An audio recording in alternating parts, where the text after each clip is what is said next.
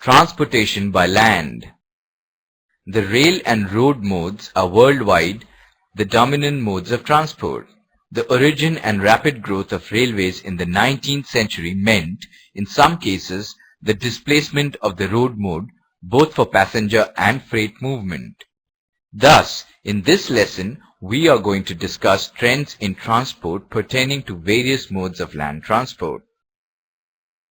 It follows from the previous slide that after studying this lesson, you should be able to understand history of Indian railways, advantages and disadvantages of rail transport, booking of small SLR and hiring out by railway freight corridors, road transport history, road transport and road development, Indian conditions, types of road transport, types of trucks carrying capacity, types of trailers, types of road transport organizations, route acquaintance, public carriers' responsibilities and rights, transit insurance claims, procedure joint inspection, rules of the road, check-up before starting a truck, preventive fleet maintenance.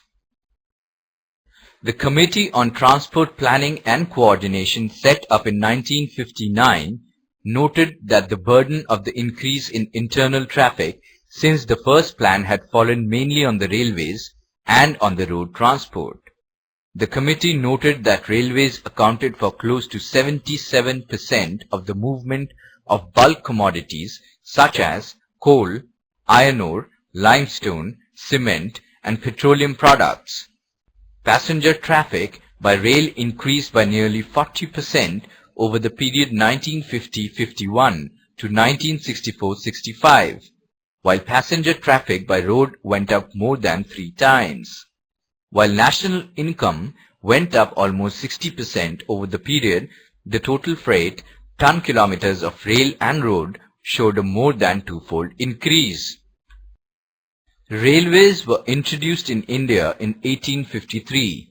The British government encouraged the setting up of railway companies by private investors under a scheme that would guarantee an annual return of 5% during the initial years of operation. By 1895, India had started building its own locomotives. At the time of independence in 1947, a big chunk of railways went to the newly formed Pakistan. As the economy of India improved, almost all railway production units were indigenized. By 1985, steam locomotives were phased out in favor of diesel and electric locomotives.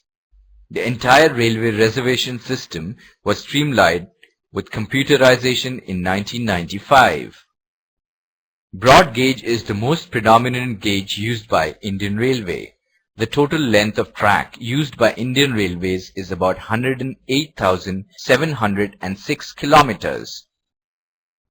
The Indian Railways have followed a regulatory regime for fare and freight structure in the past and are also following the same for the present. It has not been driven by market responses and requirements. Small consignments and big transportation have thus become the characteristics features of Indian Railways. Rail transport is a convenient mode of transport for traveling long distances. It is relatively faster than road transport. It is suitable for carrying heavy goods in large quantities over long distances. Its operation is less affected by adverse weather conditions like rain, flood, fog, etc. The per unit transportation cost is minimum. No problem for interstate transport.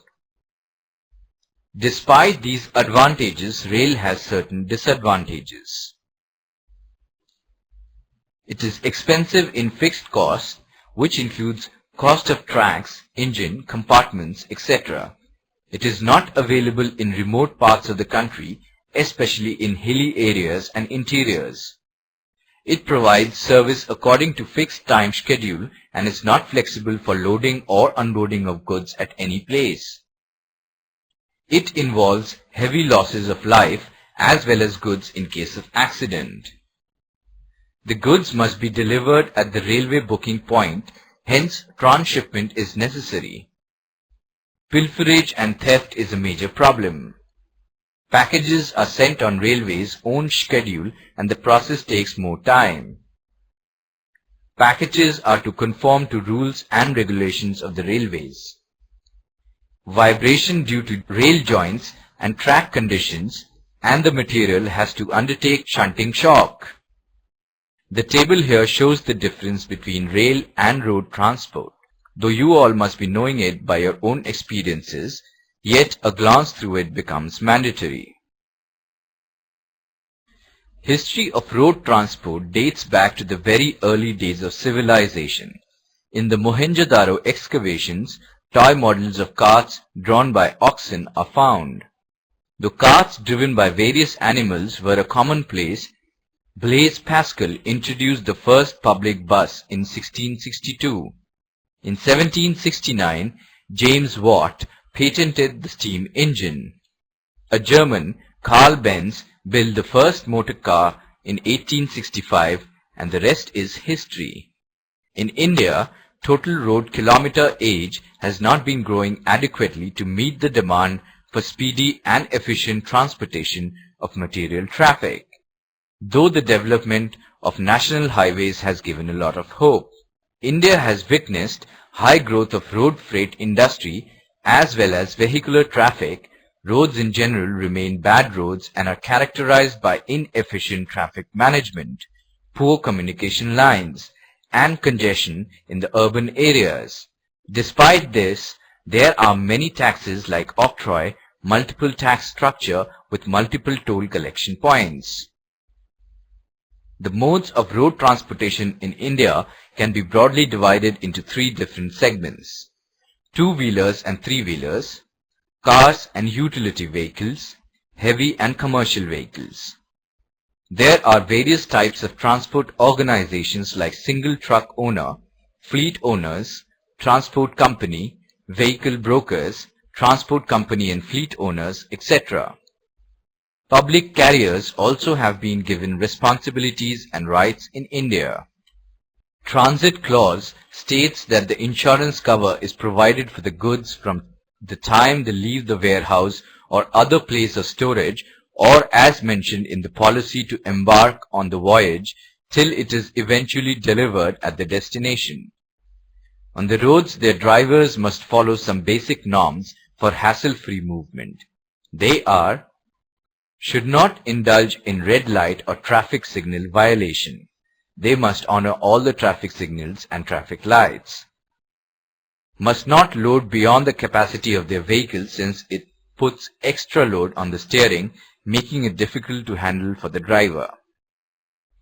Must stick to their lane and should not indulge in zigzag driving. Lane must be changed only when overtaking or right turn is necessary, and that too in lane changing zones and after proper indications. Must maintain proper distance from other vehicles for proper and timely braking. Must not drive if they are under the influence of drugs, alcohol, frustration, stress or anxiety. These affect the driving skills adversely, causing accidents. Must not indulge in overspeeding and drive within the prescribed speed limit. Preventive fleet maintenance include pollution aspect, fuel aspect, and safety aspect.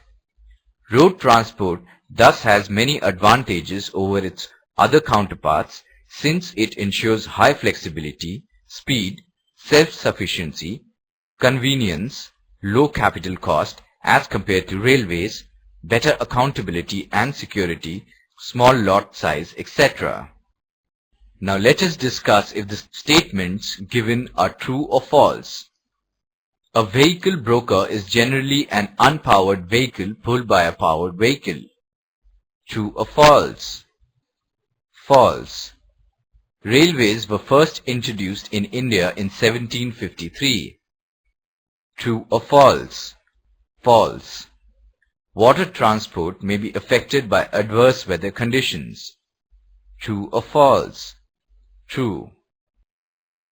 The issue of modal choice in transport should be given more prominence by business management and analysts. The loss of rail dominance to road in India is in line with the experience of many countries, but has not occupied the central position in policy discussions on the transport sector. While rail and road are the principal modes of transport in the country, and the competition between the two has definitely increased exponentially. It should also be remembered that waterways and pipelines have a significant share in freight movement. Road has over the years emerged as the most preferred mode of transportation in India because of its flexibility and reliability. Although Indian Rail has taken measures for attracting private participation, but the approach is still restrictive and conventional. Transportation by land as a functional area is one of the most dramatically changing part of business, and all types of innovation are being tried and tested.